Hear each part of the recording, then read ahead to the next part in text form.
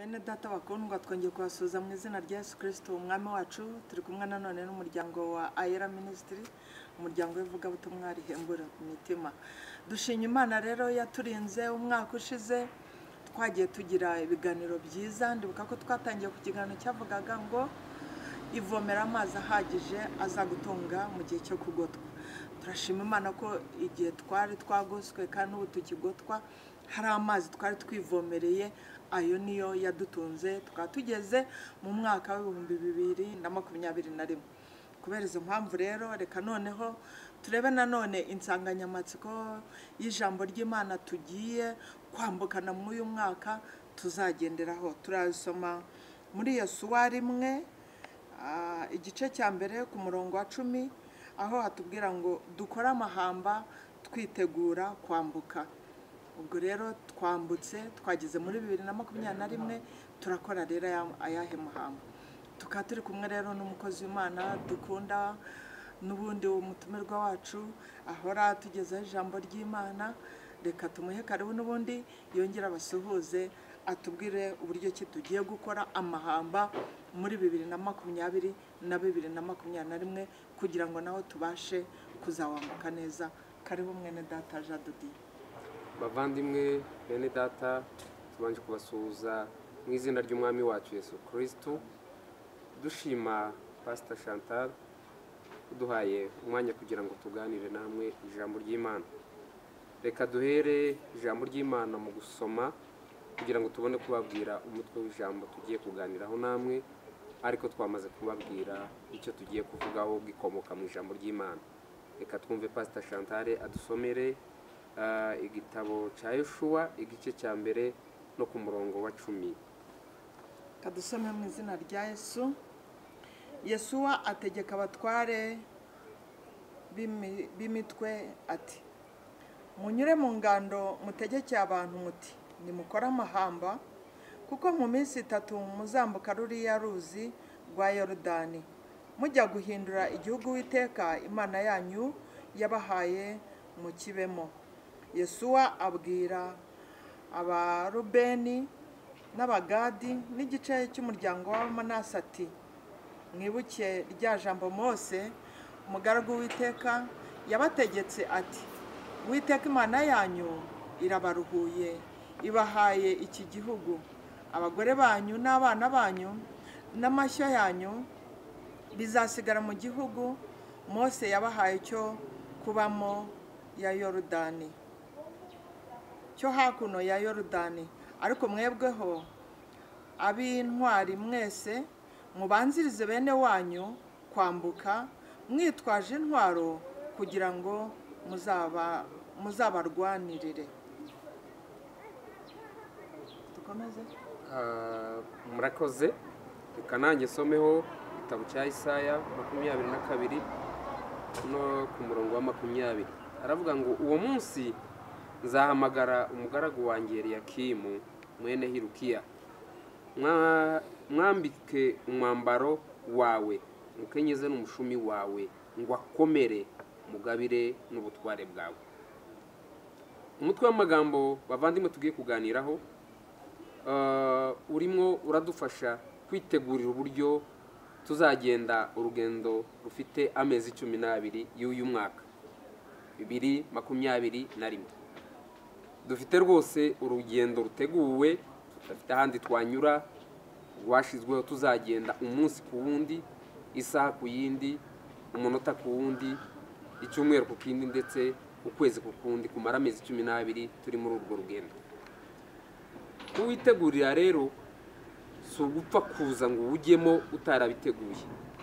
Buriya gutegura neza bitwereka ko aho tugana tuzahashobora. Abafaransa baravuga ngo vomye le commencement que la fin, cyangwa se gutegura neza intangiro yawe bigaragaza kuko aho ujya uzahagera neza. Inama tugiye gutanga zikomoka mu ijambo ry'Imana ziratwereka ko kwitegura kose kubanzirizwa no kwambara. Kwitegura kose kubanzirizwa no kwambara. Abateguriye urugamba babanza kwambara intwaro n'imyenda y'urugamba. abategurira ubukwe bategura imyenda yo kwambara mu bukwe bwabo. Abategurira kubyara nabo bategura icyo bazambara. Ariko twebwe muri uru rugendo turaza kwerekana uburyo tugomba kwambara intwaro zizadushoboza kugenda uru rugendo rw'amezi 12 ya 2021. Twatangiye tuvuga ko gutsinda no gutsindwa biterwa n'intwaro wambaye, cyangwa se kwambuka no kwambutsa abantu uko twabisomye mu ijambo ry'Imana biterwa nanone n'intwaro wibitseho. Twasomye ijambo ry'Imana rigaragaza uburyo iriya miryango itatu Imana yabwiye umugaragu wayo Mose na Yoshua, irababwira ngo kugira ngo ubwoko bw'Abisiraheli buzambuke muri kiriya gihugu hategekwa imiryango itatu igomba kuzabanza kwambara intwaro.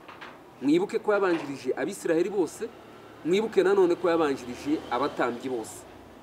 Ijya imbere kugira ngo ibageze aho Imana itegura bazagera. Muri uyu mwaka dufite imbere yacu cyangwa se twinjiyemo wa 2021, bigaragara neza ko hari ahantu Imana dushaka ko tugomba kuzagera, aho tuva naho tugera. Kuhagera rero ni ukuba hari intwaro twateguye twambaye, nanone kuhageza abacu ni ukuba hari intwaro twateguye kubambutsa. Hari abantu bashobora kuba batakwiyambutsa ariko bakambutswa n'abanyambaraga babo ndetse n'abafite intwaro babo bashobora kuba babagezaho Imana yabateguriye. Ntabwo nababwira kwambara ntarababwira kwambura. Kwambara kose kubanzirizwa no kugira ibyo wambura. Abantu bose Imana yakoresheje yabanzirizaga igikorwa cyo kubambura no kubambika.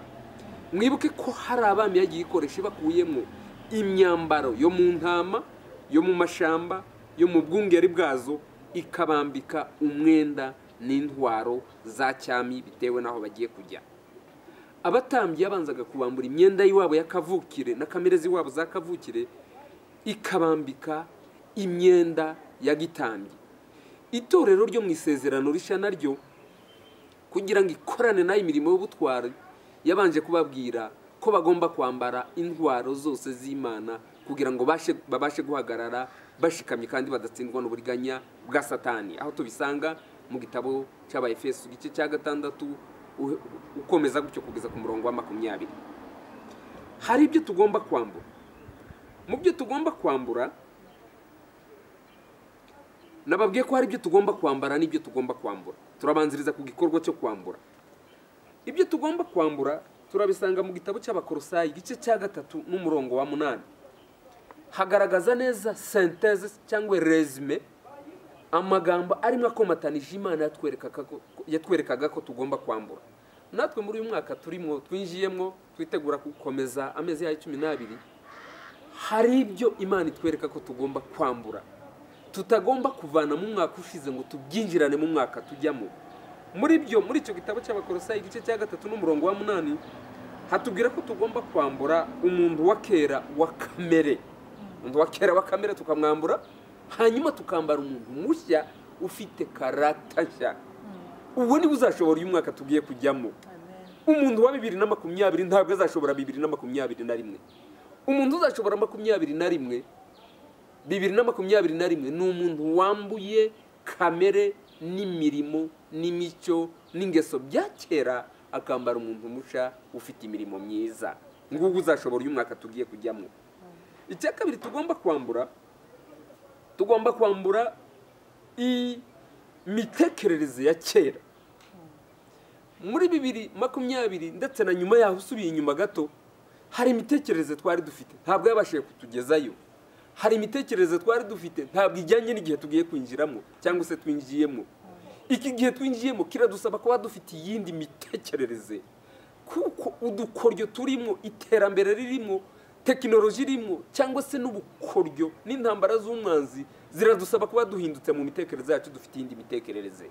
Ngugu umuntu uzashobora 2021 ni umuntu wiyambuye imitekerereze ya kera.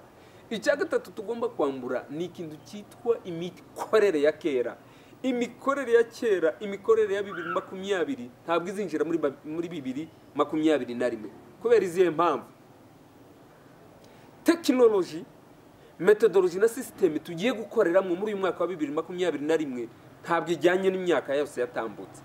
N'umwaka mushya ugomba kuzana n'imikorere mishya ndetse na tekinike nshya n'imikorere mishyashya n'umuvuduko mushya n'imbaraga nshya n'ibikorwa bishya ngubu umuntu uzabasha gushobora umwaka tugiye kwinjiramo. Icya gatatu tugomba kuba twiyambuye ni ingeso za kera. Ndabwira umuntu wambaye ingeso za kera ko atazashobora umwaka tugiye kujyamo. N'umwaka usaba kwambara imiterere yindi mishya. Igikurikiraho no kwambura umwenda w'igisuzuguriro, aho twasuzuguriwe tukambara umwenda w'icyubahiro cy'Imana. No kwambura umwenda w'intege nke tukambara umwenda w'imbaraga uzadushoboza kwinjira muri uriya mwaka tukawukoramo iby'ubutwari. Reka mbabwire ibyo tugiye kujya kwambara. Ibyo tugiye kujya kwambara nabyo bigaragaza ko hari imyambarire y'imbere hakaba n'imyambarire y'inyuma.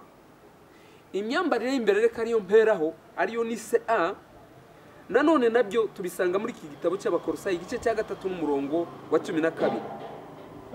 Hatubwiramo ko tugomba kwambara umutima w'imbabazi, ineza, kwicisha bugufi, ubugwaneza, kwihangana, amahoro, ubwenge bushya, ndetse no kuzaba twiteguye gukoresha intwaro yitwa gushima Imana muri byose. Birashoboka ko uriya mwaka uzatworohera, nibyo twizera kandi nibyo mbaturaho.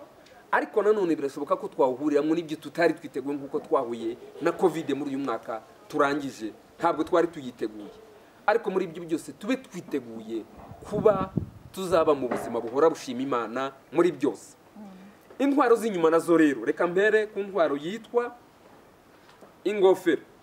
Aho twasomye kiriya gitabo cy'Abaefeso 6:18-19 kugeza kuri 20 unakomeza.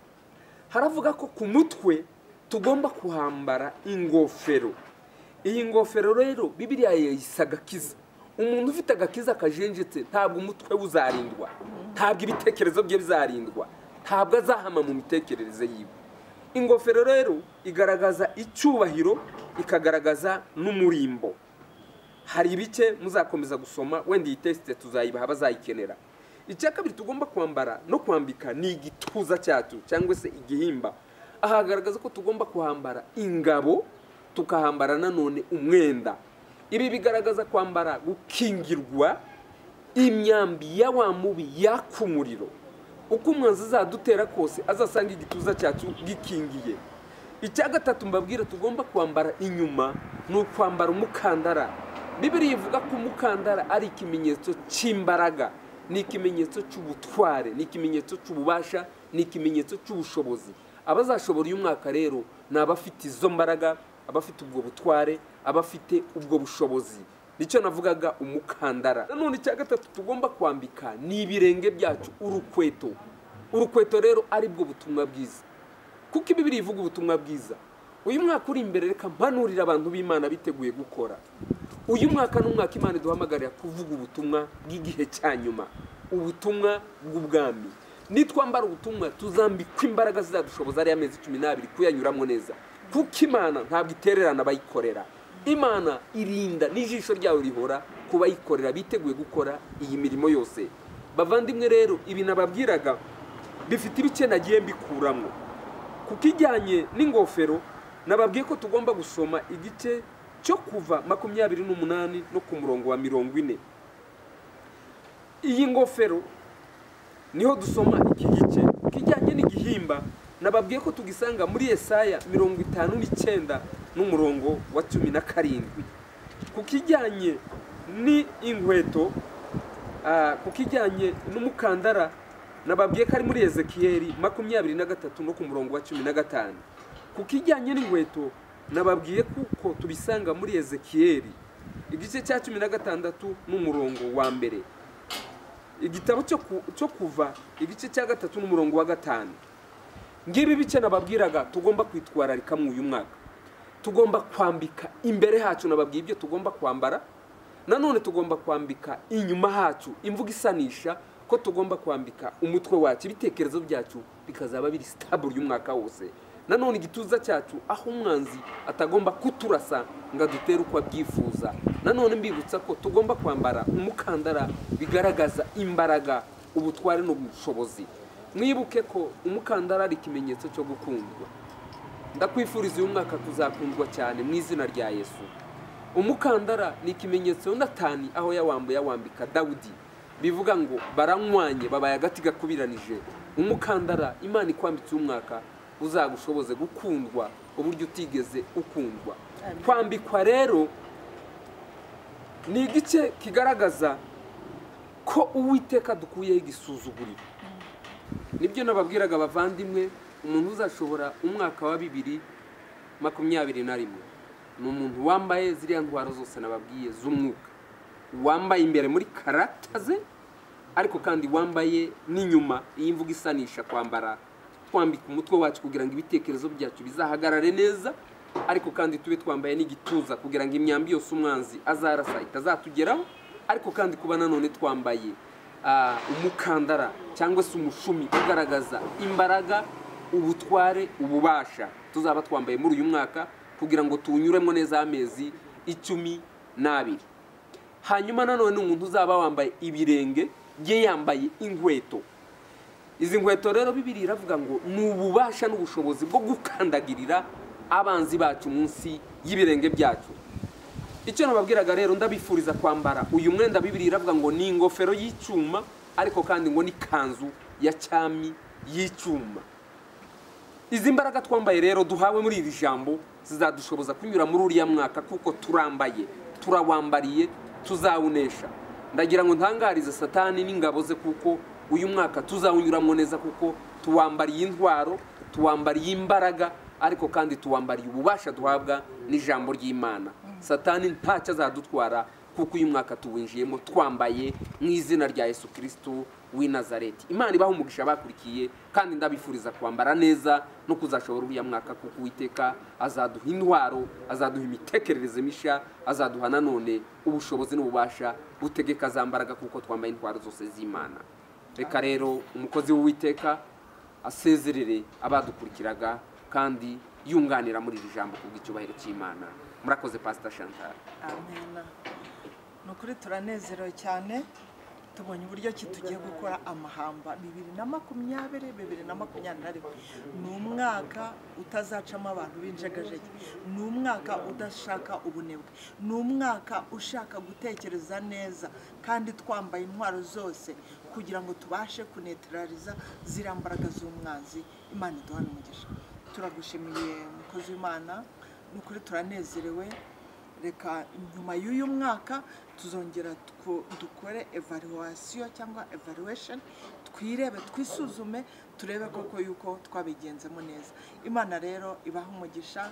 2021 twambara imbaraga z'Imana, dukora amahamba, turirimba yandirimo ngo twebwe abasiganirwa aho dutegeka, twiteguye gutaha ururembo. Imana iduhane umugisha. Bye bye. 2021 utubere umwaka mwiza, twambare dukore amahamba kugira ngo tubashe guhangana nawe. Imana ibahe umugisha. Amen.